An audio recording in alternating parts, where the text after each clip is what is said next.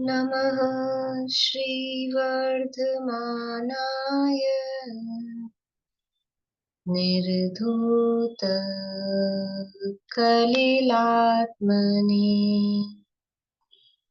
सालोकानां त्रिलोकानां यद्विद्यातर्पणायते यद्विद्यातर्पणायते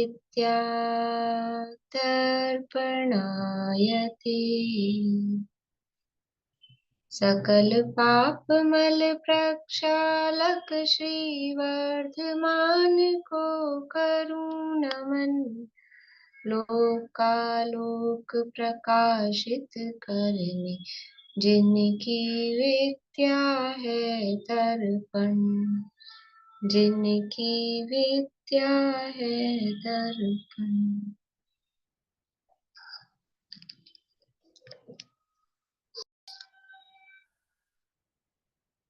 रत्नकरी शावकाचार्य नामक एक ग्रंथ है, स्वामी समंत भज महाराज द्वारा रचित। इसके अंतर्गत पंडित सदाशिवदास जी द्वारा रचित षष्ठ भावना अधिकार यहाँ हमारा चल रहा है। इसके अंतर्गत 16 कारण भावनाएं हमारी प्रारंभ हुई है। 16 कारण पर्व भी अभी चल रहे हैं, यद्यपि उसके 16 दिन निकल चुके हैं 16 कारण के, लेकिन फिर भी अब 10 लक्षण आने वाले हैं और ये हमारे क्रम में अभी यहाँ पर आई है। तो उसमें से दर्शन विशुद्धि भावना की चर्चा अपनी चल रही है। दर्शन विशुद्धि किसे कहते हैं? दर्शन विशुद्धि किसे कहते हैं?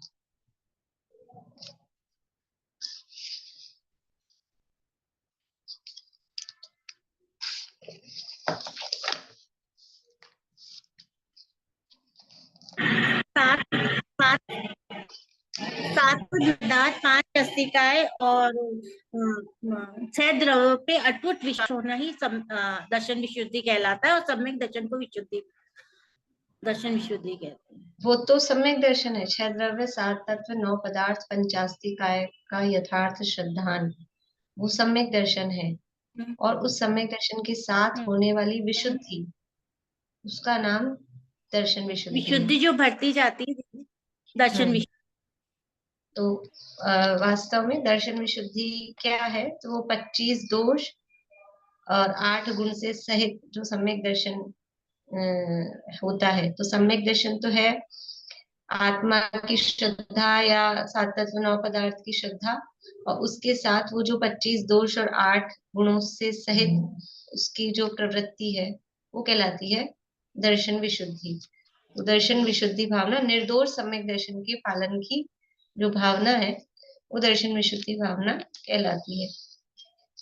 इसमें चर्चा अपनी चल रही है कि दर्शन विशुद्धि कैसी है कि 25 दोष से रहित है। तो 25 दोष से रहित पना और 8 गुणों से सहित है। उन 8 गुणों की चर्चा यहाँ पर कर रहे हैं। और आप लोग देख कर आए होंगे, पीछे भी सम्यक के 8 गुणों की 8 अंगों की चर्चा पहले अधिकार में भी हुई है। यहाँ पर भी लगभग वही बातें यहाँ पर भी कही है। तो अपन बहुत ज्यादा विस्तार नहीं करते हुए इसको पढ़ेंगे। कल देखा था हमने निशंकित। तो निशंकित का मतलब क्या है कि जिनेंद्र भगवान के वचनों में शंका नहीं हो। तो जिनेंद्र भगवान के वचनों में शंका नहीं होगा क्या मतलब है कि जो मूलभूत प्रयोजनभूत तत्व है, 6 द्रव्य, 7 तत्व, 9 पदार्थ, 5 अस्तिकाएं और देवशास्त्र गुरु, इनका जो स्वरूप जैसा बताया गया है, मोक्ष मार्ग का जो यथार्थ स्वरूप बताया गया है, उसको वैसा ही मानना। क्या स्वरूप बताया गया है कि मोक्ष मार्ग है वो वीतरागता स्वरूप है। वीतरागता को ही मोक्ष का मार्ग मानना, समझना, उसमें दृढ़ता। किसी के भी कहने में बहकावे में आकर कि राग भी मोक्ष मार्ग है, राग भी मोक्ष का कारण हो सकता है, ऐसा जो कहते हैं ना बेपेंदी का लोटा, ऐसा इधर भी उधर भी, ऐसी स्थिति नहीं हो। इस मामले में बिल्कुल पक्का निर्णय कि जो मोक्ष मार्ग है वो यही है, वीतरागता ही मोक्ष का मार्ग है, ऐसा। तो ये प्रयोजनभूत तत्वों के संबंध में अटूट निर्णय। और फिर दूसरा है शंका होती है। शंका का मतलब भय भी अर्थ उसका करते हैं।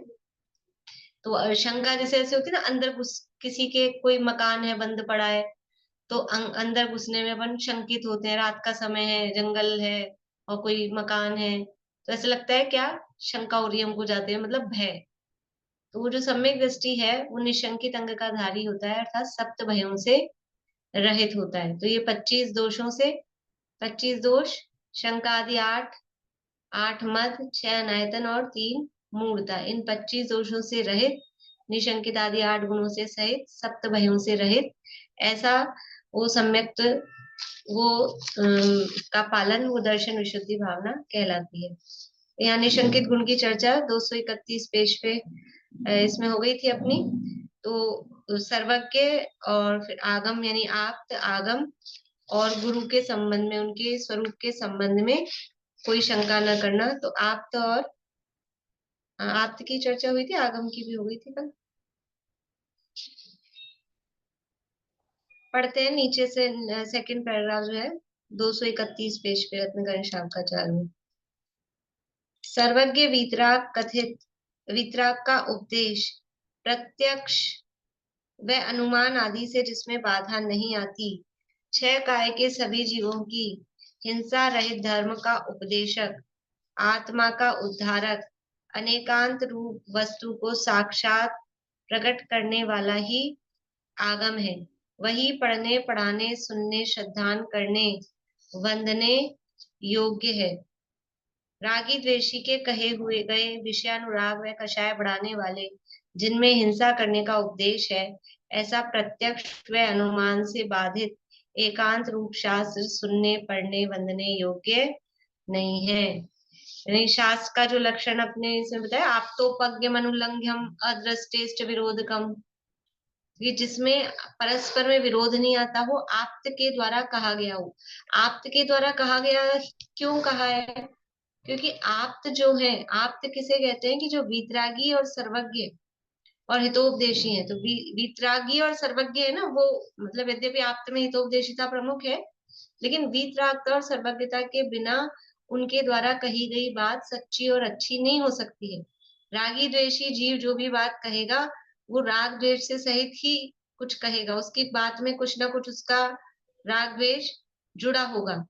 इसलिए वही शास्त्र मानने योग्य है, पढ़ने, पढ़ाने, सुनने, श्रद्धान करने योग्य है, जो कि वीतराग सर्वज्ञ के द्वारा कहे गए हैं। और देखो, शास्त्रों के इसलिए ये लक्षण कहे हैं कि एक तो आप्त के द्वारा कहा गया हो, अर्थात वीतरागी सर्वज्ञ के द्वारा कहा गया हो, जिसमें परस्पर में विरोध नहीं होता हो। यहाँ कुछ कहा, 2 पेज बाद आगे कुछ कहा, कभी कुछ कह रहे हैं, कभी कुछ कह रहे हैं, ऐसा परस्पर में विरोध नहीं हो और किसी के द्वारा उसका खंडन नहीं किया जा सके, उसके आगे कोई दूसरा तर्क नहीं चल सके, क्योंकि वो इस तरह के प्रमाण वस्तु का यथार्थ स्वरूप प्रेजेंट करते हैं, तो वस्तु के स्वरूप के आगे फिर किसी कुछ बात चलती ही नहीं है। और सबका हित करने वाला होना चाहिए। सार्वम शब्द है ना, शास्त्रम सार्वम कापथ्य घटनम, तो सबका हित करने वाला होना चाहिए। ऐसा नहीं किसी पर्टिकुलर किसी किन्हीं का हित करे और बाकी किसी का, कि इस तरह की भी प्रतिपादन दुनिया में करते हैं कि जो हिंसक है उसकी हिंसा कर दो, हिंसक की हिंसा करने में पाप नहीं है। अरे हिंसा तो पाप ही है, चाहे हिंसक की करो चाहे हिंसक की करो, किसी भी की भी करो, वो तो पाप ही है। तो जो वीतरागता का पोषक हो, अहिंसा का पोषक हो और वस्तु के यथार्थ स्वरूप को बताने वाले हों, ऐसे ही शास्त्र वो पढ़ने सुनने योग्य है। तो इसके ये इस संबंध में पक्का निर्णय कि कौन से शास्त्र शास्त्र के रूप में मानने पूजने योग्य है, उसका पक्का निर्णय। फिर अब गुरु के निर्णय के लिए कह रहे हैं, जिनके विषयों की वांछा का, कषाय का, परिग्रह का, आरंभ का अत्यंत अभाव हो गया है। वही विषयाशावशाती तो निरारंभो परिग्रह, याद आ रहा है ना श्लोक गुरु के स्वरूप का। केवल आत्मा की उज्ज्वलता करने में उद्यमी, ध्यान स्वाध्याय में अत्यंत लीन, स्वाधीन, कर्म बंध जनित सुख दुख में साम्य भाव के धारक,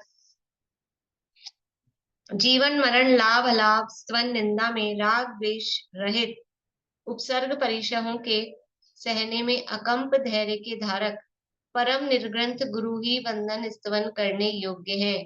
अन्य आरंभी कशाई विषयानुरागी कुगुरु कभी भी स्तवन वंदन करने योग्य नहीं है।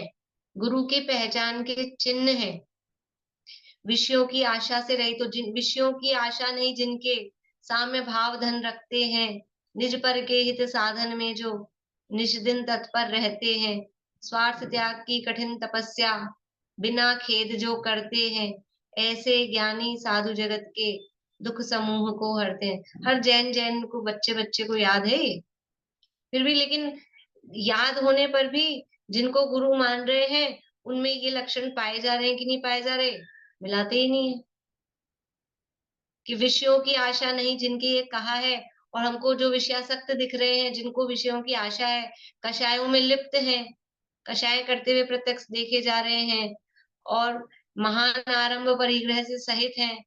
जितना आरंभ परिग्रह सामान्य गृहस्थ के नहीं होता उतना उन्होंने धारण कर रखा है, फिर भी उनको गुरु वेश को ही पूजते हैं खाली। अभी समाधि तंत्र में श्लोक चल रहा, कल चला था, आज भी चलेगा। ये वेश है, वो वेश मात्र पूज्य नहीं है। वेश कब पूज्य होता है? जब उसके अनुरूप उसमें भाव विशुद्धि होती है। अकेला वेश है, अगर कोई अकेले वेश को ही मोक्ष का कारण मानते हैं तो क्या है, वो संसार का ही कारण है, संसार में ही परिभ्रमण करेगा वो खुद भी और उसको मानने वाले भी। तो बाकायदा स्वरूप समझकर ही उनका वंदन पूजन करना योग्य है। अब धर्म किसे कहते हैं? धर्म क्या है? जीव दया ही धर्म है, हिंसा कभी भी धर्म नहीं है। जीव दया का क्या मतलब? जीव दया धर्म है, ठीक है। तो क्या करें अब? जीव दया धर्म है तो चींटियों को बूरा वगैरह डाले आए, चींटियों के लिए शक्कर, कबूतरों के लिए ज्वार, और पक्षियों के लिए दाना पानी। क्या करें? चिड़ियाघर में जाओ तो वहां पे तो दूसरे भी होंगे, उनको भी वहां उनकी भोजन सामग्री दे आए। गाय को रोटी खिला देना, कुत्ते को बिस्कुट खिला देना, इसका नाम जीव दया है। जीव दया ही धर्म है। ये जो धर्म का है ना, कौन से जीव की दया? कि जिसको स्वयं जीव की दया नहीं है उसको बाहर में परजीवों की भी दया नहीं होती है। ये बाहर में कबूतरों को जार डाल देने से जीव दया नहीं होती है कि सकरात के दिन कोई कबूतर मिल गया और उसको उठा के हमने पहुंचा दिया। वो सब ठीक है, उसका निषेध नहीं है, लेकिन इतने मात्र से संतुष्ट होना नहीं। जीव दया जो धर्म कहा है, तो धर्म क्या? वास्तव में मैं जीव हूँ, अपने को जीव जानना पहचानना, उसका नाम धर्म है। क्योंकि धर्म क्या है? सदृष्टि ज्ञान वृत्तानि धर्मम, ये शुरू में कह दिया। सम्यक दर्शन ज्ञान चारित्र वो धर्म है। तो सम्यक दर्शन क्या है? कि अपने आप को जीव, मैं आत्मा हूं, मैं जीव हूं, अपने आप को जीव मानना, ये वास्तव में धर्म है।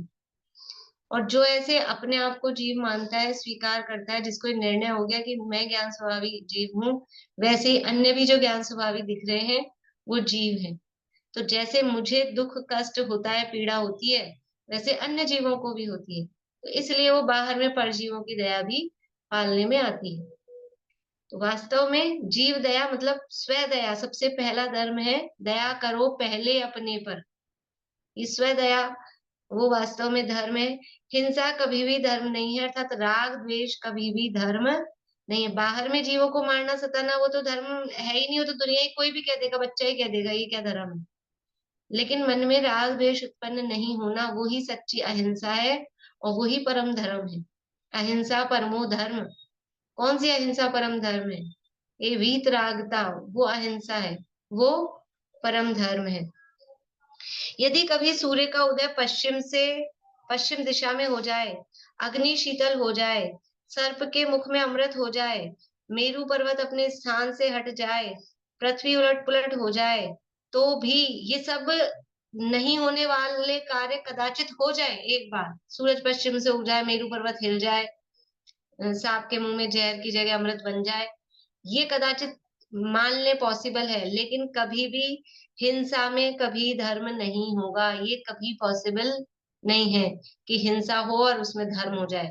पशुओं की बलि देने, बाहरी हिंसा तो ये तो बहुत स्थूल है कि पशुओं की बलि देने में धर्म है, या समझ लो स्थावर जीवों को की हिंसा करने में, फूल चढ़ाने में, दीपक चढ़ाने में, आरती उतारने में, ये कहाँ धर्म है? जहां हिंसा हो रही है वहां धर्म नहीं है। और अंदर राग द्वेष मोह उत्पन्न हो रहे हैं, कुछ वांछाएं, लोभ लालच, इहलोक का परलोक की इच्छाएं, ये है, वहां धर्म कहाँ से हो सकता है? और जो जो धर्म के नाम पे खुद ये लालच देता हो कि आ जाओ, ये मिल जाएगा, वो मिल जाएगा, वो कहाँ धर्म हो सकता है? वो धर्म कदापि नहीं है। ऐसा दृढ़ श्रद्धान सम्यक दृष्टि को होता है, यानी देव, शास्त्र, गुरु, आप तागम गुरु और धर्म, देव शास्त्र गुरु और धर्म, इनका पक्का श्रद्धान कि ये ऐसे ही है, इनका स्वरूप यही है, इसके अलावा और कोई स्वरूप नहीं। किसी के इम्प्रेशन में, किसी के प्रेशर में, किसी के बहकावे में इस श्रद्धा से कभी चलायमान नहीं होगा वो सम्यक दृष्टि, ये उसका निशंकित अंग है। अपने आत्मा के अनुभवन में सर्वज्ञ वीतराग रूप आप्त के स्वरूप में, निर्ग्रंथ विषय कषाय रहित गुरु में, अनेकांत स्वरूप आगम में, दया रूप धर्म में शंका का अभाव होना वह निशंकित अंग है। ये परिभाषा रूप से समझ लो, लाइन दे दी है निशंकित अंग की। सम्यक दृष्टि को इनमें कभी शंका नहीं होती है, अतः उसके निशंकित अंग होता ही है। और वो निशंकित अंग का धारी होता है तो सप्त भयों से भी रहित। देखो, सप्त भय नहीं होंगे तो इस लोक का भय, परलोक का भय, मरण भय, वेदना भय, इन भयों के कारण तो इधर कुदेव कुगुरु को मानता है। आधे से ज्यादा मतलब कारण क्या है कुदेवों को, कुगुरों को मानने का? ये इस लोक का भय, मर ना जाऊं, ये बीमारी ना आ जाए, कहीं कोई अचानक से कुछ हो ना जाए, अकस्मात भय, ये भय लगे हुए हैं। इस भय के कारण इधर उधर भागता है, किसी की भी शरण में जाते हैं। और जब ये श्रद्धान हो जाए कि मेरा मरण नहीं, न मे मृत्यु कुतो भीति, न मे व्याधि कुतो व्यथा, ये निर्णय हो जाए और कोई किसी को सुख दुख देता लेता नहीं है, ये पक्का निर्णय हो जाए तो भय खत्म है, तो फिर इधर कुगुरों की शरण में जाना भी छूट जाता है। देखिए, अब दूसरा है निकांक्षित गुण। श्लोक कौन बोलेंगे निकांक्षित गुण का? कर्म पर्वसे शांते दुःखेरन्तरितोदये पाप बीजे सुखे नास्ता श्रद्धान अनाकांक्षणा स्मृता। बढ़िया बढ़िया। क्या कह रहे हैं कि ये जो भोगों की वांछा है, निकांक्षित कह रहे हैं ना, कांक्षा नहीं करना, सम्यक दृष्टि को भोगों की कांक्षा नहीं होती है। क्योंकि ये जो है, ये भोग है, ये कर्मों के अधीन है, कर्म परवशे, कर्मों के अधीन है, शांते अंत सहित है, और पाप का बीज है, दुख रूप है, उसमें सुख की मान्यता सम्यक दृष्टि जीव नहीं करता। देखिए, यहीं से पढ़ते हैं, 232 पेज पे है। सम्यक दृष्टि धर्म सेवन करके विषयों की वांछा नहीं करता है। सम्यक दृष्टि को इंद्र, अहमिंद्र लोक के विषय भी महान वेदना रूप, विनाशी पाप के बीज रूप ही दिखाई पड़ते हैं, तथा धर्म का फल अनंत अविनाशी स्वाधीन सुख सहित मोक्ष दिखाई देता है। ये विषय कैसे लगते हैं उसको? ये जो कहा ना, कर्म के वश है और विनाशिक है, शांति नश्वर है, पाप बीजे, पाप के बीज रूप है, ये विषय भोग। तो देखो, ये जब हमको समझ में आने लग जाए ना, ये विषय दुखदाई है, कष्ट, जिस समय विषय भोगते भोगते भी नॉर्मल चल रहा है, मतलब कोई ऐसा कष्ट दिख नहीं रहा, फिर भी वो विषयों में अतृप्ति का भाव समझ में आए, विषयों से ये विषय मुझे तृप्त नहीं कर पा रहे, ये चीज ख्याल में आए, तब उनसे विरक्ति होती है। वरना हम विषय भोगते हैं और हमको तो लगता है आनंद आ रहा है, इससे तो आराम मिल रहा है, मजा आ रहा है, तो फिर वो विषय दुखदाई नहीं लगते। सारे विषय अनुकूल होने पर भी तीर्थंकरों को क्या कमी थी बताओ? इतना महान पुण्य का उदय होता है तीर्थंकरों के, किसी भी प्रकार से कोई इस तरह की कोई जीवन में कमी, कोई अवज्ञा कर दे, कोई ऊंची आवाज में बात कर दे, कोई कहना नहीं माने, कोई मानसिक, कोई शारीरिक, किसी तरह का कोई कष्ट नहीं होता, फिर भी उनको उस राजपाट संपदा वैभव, चक्रवर्ती तक हुए, इतना वैभव, फिर भी उनको वो चुभने लगे वो विषय वो, कि ये मुझे सुख नहीं प्रदान कर पा रहे, तृप्ति नहीं हो रही है, कहीं ना कहीं कुछ कमी है। तो ये समझ में आए कि ये विषय वो कैसे है, नश्वर है, पाप के बीज है, दुख रूप है, दुख के कारण है, ये समझ में आता है। और फिर क्या समझ में आता है, धर्म का फल अनंत, अविनाशी, स्वाधीन सुख सहित वो मोक्ष दिखाई देता है। धर्म का फल क्या है, मोक्ष है, और विषय भोगों का फल क्या है, वो दुख और निगोद की तरफ है।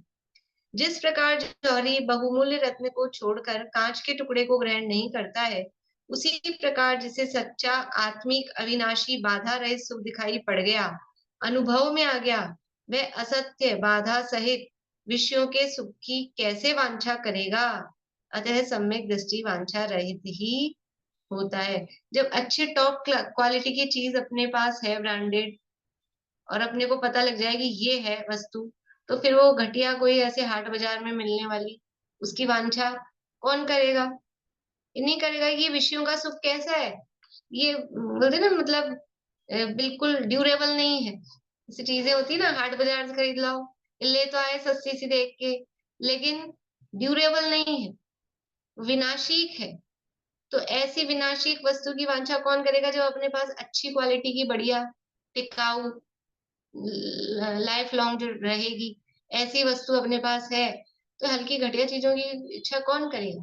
तो सम्यक दृष्टि को आत्मा का अतीन्द्रिय आनंद वो उसको अनुभव में आ गया है, तो विषयों का सुख तो ऐसा लगता है घटिया एकदम।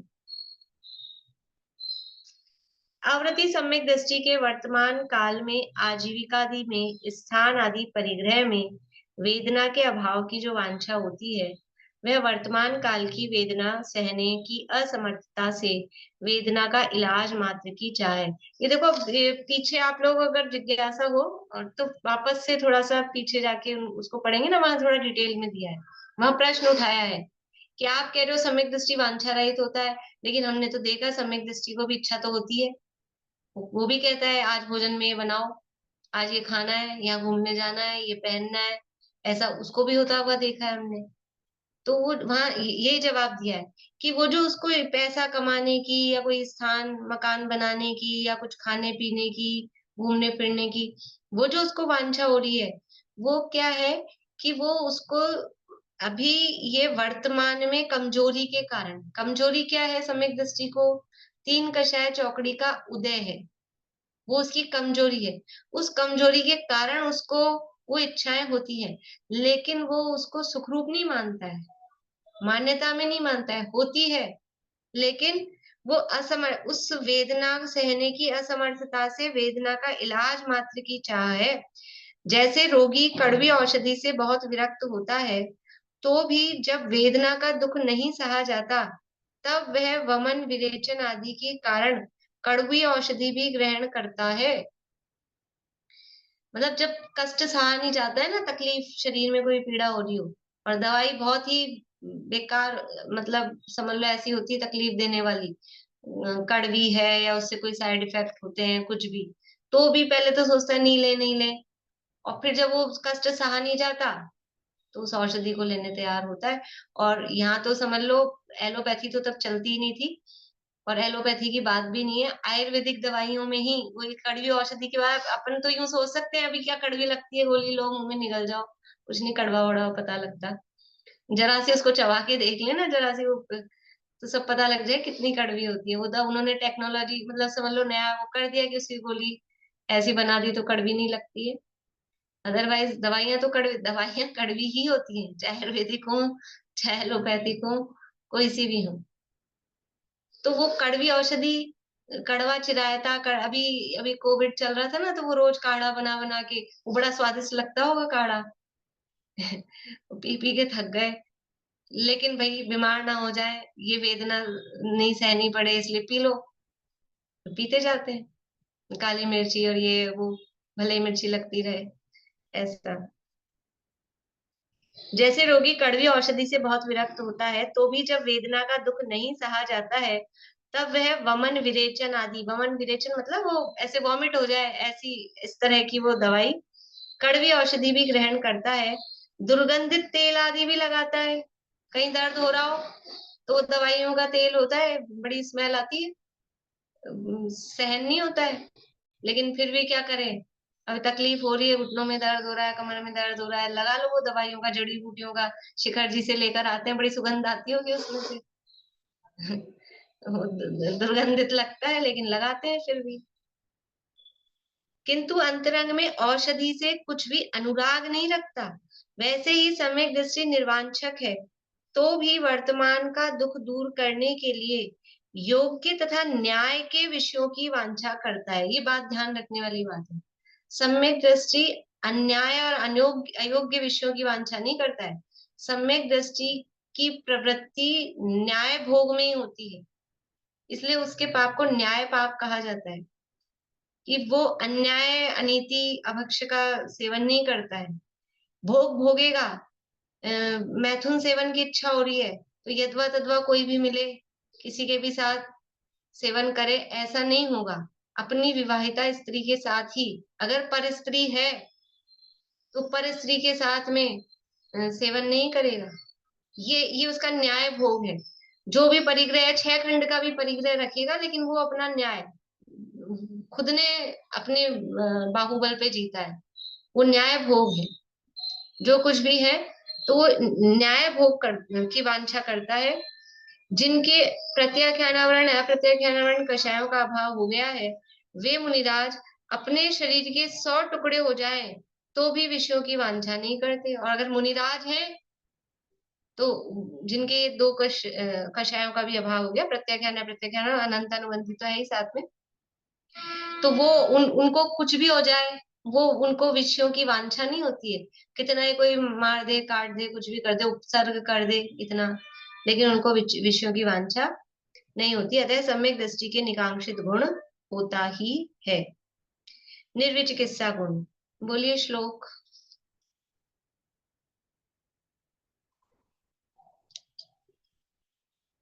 स्वभाव तो सुचोकाय रत्नात्रय पवित्रते निर्विचिकित्सा गुण प्रीति मता निर्विचिकित्सता। देखिए, जो शरीर है वो स्वभाव से अशुचि है, लेकिन ऐसे अशुचि शरीर में भी ग्लानि नहीं करते। सम्यक दृष्टि के अशुभ कर्म के उदय से प्राप्त हुई अशुभ सामग्री में ग्लानि नहीं करता, परिणाम नहीं बिगाड़ता है।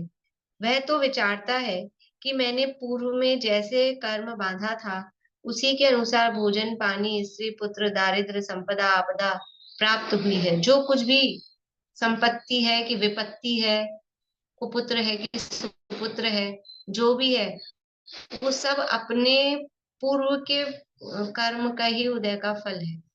वो ये सम्यक दृष्टि विचारता है। अन्य किसी को रोगी दरिद्री हीन नीच मलिन देखकर परिणाम नहीं बिगाड़ता है। मतलब खुद की अगर इस तरह की कुछ परिस्थिति हो तो उसमें भी ग्लानि भाव नहीं करता है। ग्लानि भाव का अर्थ इतना नहीं कि खाली वॉमिट देखने से जो ग्लानि आ रही वो नहीं, अगर अपनी हीन दशा देखी, इसमें देखा है दारिद्रता देखी अपनी, भोजन पानी में अपने को कुछ कमी या ऐसा अनुकूल नहीं है, तो वो अंदर एक खेद का इस तरह का जो परिणाम आता है ना कि देखो क्या हमारी दशा है, वो उग्लानी का भाव अंदर में सेल्फ खुद से ही जो होती है वो भी नहीं करता है। वो जो है ठीक है, यानी मध्यस्थ भाव, अच्छा मिल जाए उसमें प्रसन्न हो जाए वो, और थोड़ा सा डाउन मिले, कुछ कमी मिले तो उसमें दीनता आ जाए, वो दोनों भाव नहीं होते। दोनों में समता भाव। वो समता भाव किस बल पे होता है कि वस्तु का स्वरूप समझते हैं, कर्म के उदय पर विश्वास रखते हैं। इस स्वयं के कर्मों के जो स्वयं किए हुए जो कर्म है उससे ज्यादा या उससे कम कोई कभी किसी को कुछ नहीं दे सकता है। तो जो मिला है वो अपने उदय प्रमाण है। अन्य किसी को रोगी दरिद्री हीन नीच मलिन देखकर परिणाम नहीं बिगाड़ता है। पाप की सामग्री जानकर कलुषता नहीं करता है। मल मूत्र कीचड़ आदि द्रव्य को देखकर, भयंकर शमशान वन आदि क्षेत्र को देखकर, भय रूप दुखदायी काल को देखकर, दुष्टपना कड़ुआपना इत्यादि वस्तु के स्वभाव को देखकर अपने परिणामों में क्लेशित नहीं होना, वह निर्विचिकित्सित अंग सम्यक दृष्टि के होता ही है। यानी बाहर में जैसी भी परिस्थिति बन रही है, किसी भी द्रव्य से, किसी भी क्षेत्र से, किसी भी काल से, किसी भी भाव से ग्लानि नहीं करना। दूसरों के भावों से ग्लानि करते हैं अपन, खुद के भी बारे मेरे कैसे भाव आ गए, इसके कैसे विचार है। मान लो कोई कुछ भी इस तरह के विचार करे, हीन भाव, अम, हिंसा के, पाप के, झूठ बोलने के, तो अपने को लगता है इसके कैसे विचार है, उससे ग्लानि करते हैं। खुद के ऐसे विचार आए, उससे ग्लानि करते हैं। खुद के आए तो उसकी निंदा करना, उसको सुधारना, लेकिन दूसरे के इस तरह के ये भावों के संबंध में, द्रव्य के संबंध में का ही कीचड़ देखा, गंदगी देखी, मलमूत्र आदि देखे, वो द्रव्य के संबंध में। क्षेत्र देखकर, कोई क्षेत्र ऐसा है गंदा है, शमशान आदि की स्थिति है, तो क्षेत्र से ग्लानि नहीं करना। काल से, कोई टाइम ऐसा हो, किसी काल में, समझ लो अब छठे काल की बात चल रही है, तो छठे काल में सब ऐसा होगा, तो उससे ग्लानि के भाव लाना, रे कैसा है, ऐसा है, तो वो समभाव रखता है, ग्लानि नहीं करता है। ये निर्विचिकित्सा गुण उसके होता है। अब है अमूढ़ दृष्टि। अमूढ़ दृष्टि, बोलिए। कापते पति दुःखानां कापतस्तेऽप्य सम्मति असंपृक्तिरनुत्कीर्तिरमूढा दृष्टिरुच्यते। बढ़िया। क्या है कि जो खोटा मार्ग है, कापत है ना, खोटा मार्ग है, खोटे मार्ग पे जो चल रहे हैं, ऐसे मिथ्यात्व के मार्ग पर, निगृहित मिथ्यात्व के मार्ग पर जो स्थित है, उनसे जो रहित है, मतलब उनके मार्ग से जो रहित है, उनके संपर्क से रहित है, असंप्रक्तिरन उत्कीर्ति, उनसे यशवांछा, प्रशंसा नहीं चाहता है, ऐसा वो अमूढ़ दृष्टि अंग का धारी होता है। देखिए, सब ये डिटेल में पीछे दिए हुए हैं, आप लोग पढ़ना, 2-4 मिनट लगते हैं, खुद पढ़ लेंगे ना तो वापस से रिकॉल हो जाता है। देखिए, खोटे शास्त्रों से, व्यंतर आदि देवकृत विक्रिया से, मणि मंत्र औषधि आदि के प्रभाव से, अनेक वस्तुओं का विपरीत स्वभाव देखकर सच्चे धर्म से चलायमान नहीं होना, वह सम्यक दृष्टि का अमूढ़ दृष्टि गुण है, जो सम्यक दृष्टि के होता ही है। देखो, अमूढ़, मूढ़ का मतलब है मूढ़ता, यानी मूर्खता। अभी 3 मूर्ताएं भी आएगी ना, ये समझ लो, कुछ तो रिपीट भी होंगे, मतलब रिपीटेशन सही है इनमें, जो ये 25 दोषों में जो चीजें कही। तो अमूढ़ दृष्टि मूढ़ता से रहित है। मूढ़ता का मतलब है मिथ्यात्व। कहीं कोई चमत्कार दिख रहा है, कहीं कोई प्रभावित करता हुआ दिख रहा है, और उसमें जाके फिसल जाना। सम्यक दृष्टि ऐसे छोटे मोटे मंत्र तंत्र चमत्कारों से उसमें प्रभावित नहीं होता है, वो मिथ्यात्व का पोषण नहीं करता है, रहित मिथ्यात्व का, कि कोई विक्रिया कर रहा है देव की, कोई मणि मंत्र औषधि आदि कुछ भी दिखा रहे हैं, चमत्कार दिखा देते हैं। तो चमत्कार, चमत्कार का क्या है, तो वस्तुओं का परिणमन है, थोड़ा निमित्त नैमित्तिक संबंध होता है कोई मंत्र आदि का, तो उससे, और दिखाने वाले के पुण्य का उदय, और अगर जो फिसल रहा है उसके पाप का उदय। दिखा तो रहा है वो दिखाने वाला, उसके पुण्य के उदय से चलो कुछ का कुछ दिख जाता है, लेकिन जो उसको देख के उस चमत्कार में फंस रहा है, वास्तव में उसके पाप का उदय है, उग्रहित मिथ्यात्व में फंस रहा है। तो सम्यक दृष्टि ऐसे चमत्कारों से चलायमान नहीं होता। कौन प्रसिद्ध है इसमें, अमूढ़ दृष्टि में?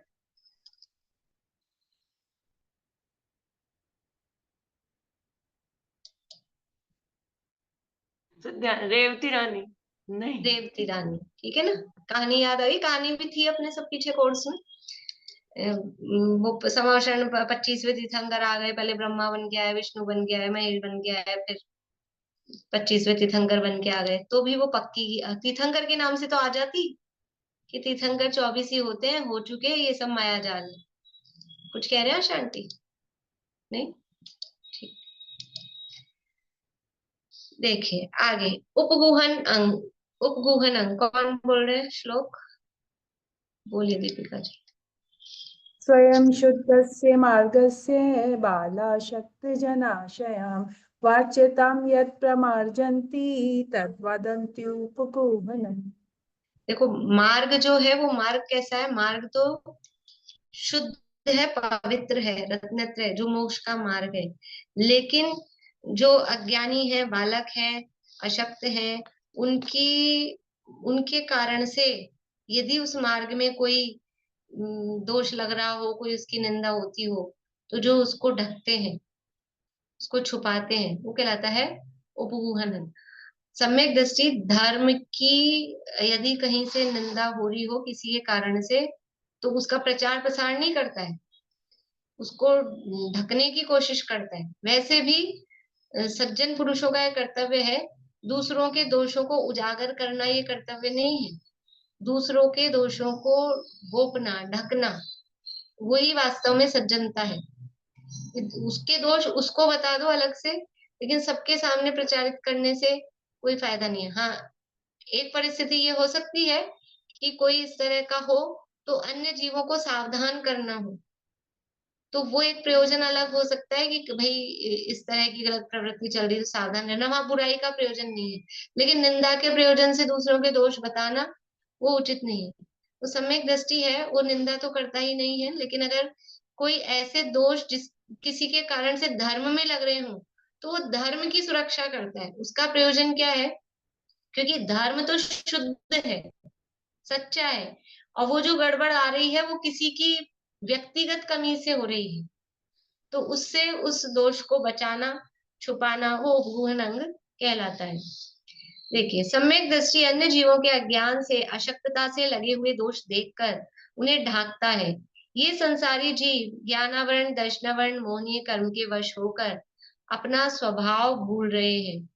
कर्म के अधीन होकर असत्य वचन, पर्दन हरण, कुशील आदि पापों में प्रवृत्ति करते हैं।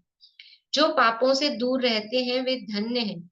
यदि किसी प्रसिद्ध धर्मात्मा पुरुष से पाप के उदय में कोई अपराध हो जाए, तो उसे जानकर ऐसा विचार करता है कि यदि यह दोष प्रकट हो जाएगा तो अन्य धर्मात्माओं तथा जैन धर्म की बड़ी निंदा होगी।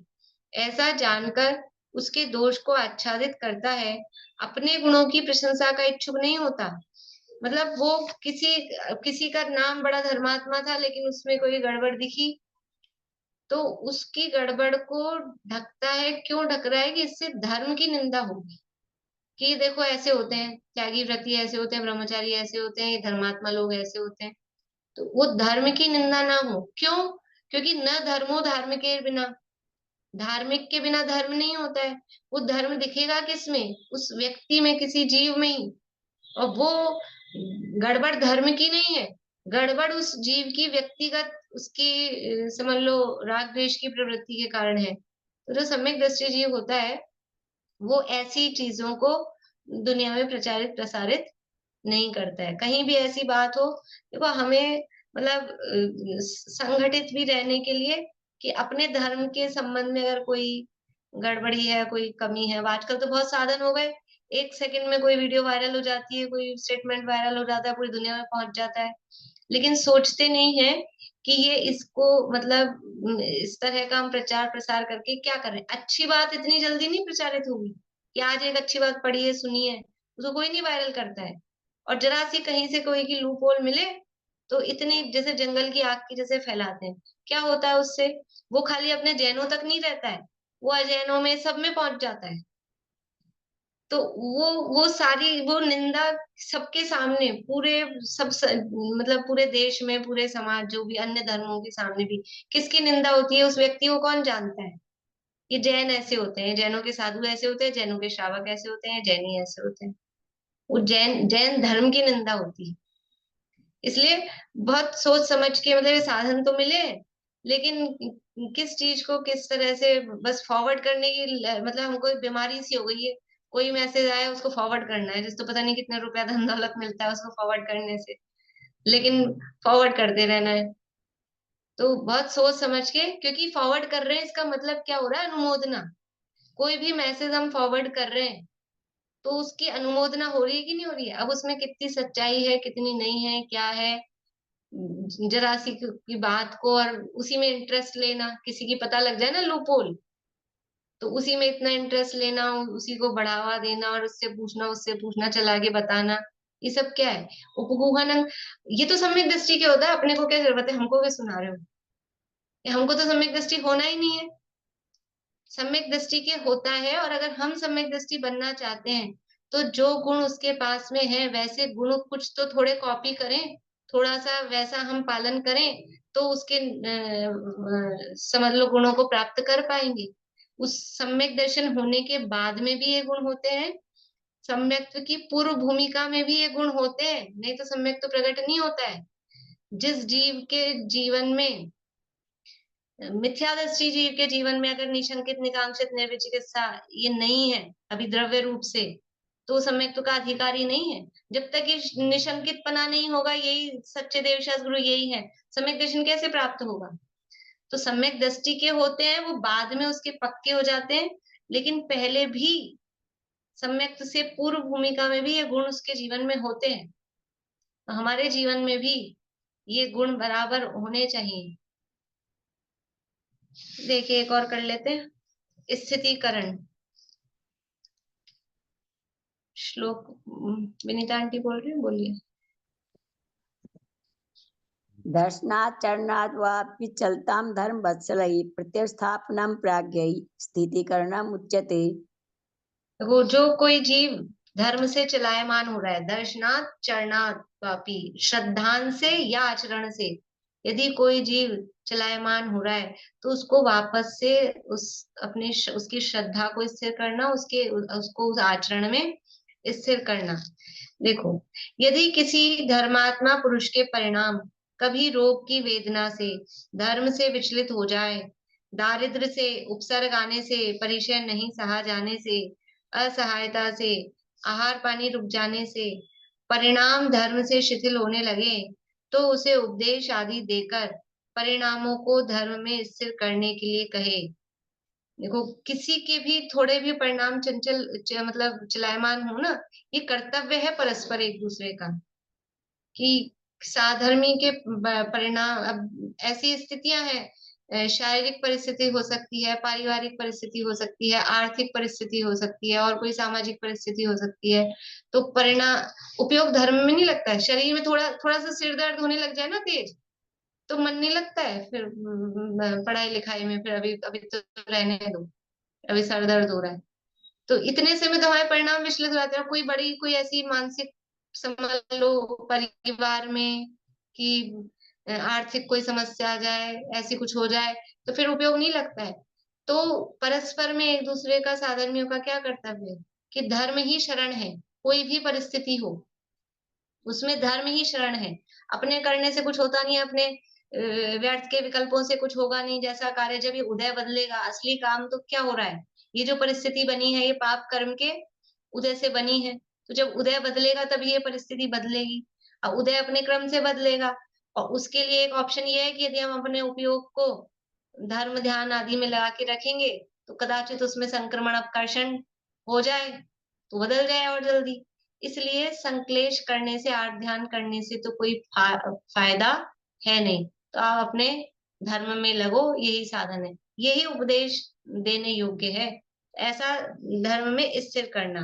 देखो, भो ज्ञानी भो धर्म के धारक, भो यानी हे, तुम सचेत हो जाओ, क्यों कायरता धारण करके धर्म में शिथिल हो रहे हो, क्यों रोग के कष्ट से धर्म में विचलित होते हो, तुम ज्ञानी होकर क्यों ऐसी भूल करते हो। यह असाता वेदनीय कर्म अपना समय पाकर उदय में आ गया है। अब यदि कायर होकर, दीन होकर रुदन विलाप आदि करते हुए भोगोगे तो कर्म नहीं छोड़ेगा। कर्म की दया नहीं होती है, पहले ही तो पाप के उदय से, यानी दुख शोक ताप आक्रंदन, इनके माध्यम से असाता वेदनीय बांधा था। अब उसका उदय आ रहा है, फिर से दुख शोक ताप आक्रंदन यही परिणाम कर रहे हो, तो फिर से असाता बंधेगा, तो कर्म तो छोड़ेगा नहीं। इसलिए धीरता धारण करो कि जो उदय आया है ठीक है, हम सहने को तैयार हैं, हम कर्म के उदय में उसके हिसाब से नाचेंगे नहीं, यानी वो असाता का उदय हमको दुखी करने के लिए आया है, हम दुखी नहीं होंगे, कर ले रे कर्म अपने ठाट तू दिखाता है किसे, प्रतिकूलताओं का भी भय बताता है किसे। कर्म नहीं छोड़ेगा, कर्म के दया नहीं होती है कि वह तुम्हें रोता विलाप आदि करता हुआ देखकर अपना रस देने में पीछे हो जाएगा। यदि धीरपना धारण करके भोगोगे तो भी कर्म नहीं छोड़ेगा। थोड़ा है अभी इसमें स्थितिकरण में चर्चा भी करनी है थोड़ी, कल करेंगे इसकी चर्चा। इस तरह से ये दर्शन विशुद्धि के अंतर्गत मतलब सम्यक दर्शन के गुण ये बताए जा रहे हैं, लेकिन वास्तव में ये सभी श्रावकों में ये गुण होने चाहिए, तभी वास्तव में श्रावकपना सुसज्जित होता है। इसी भावना से पूरा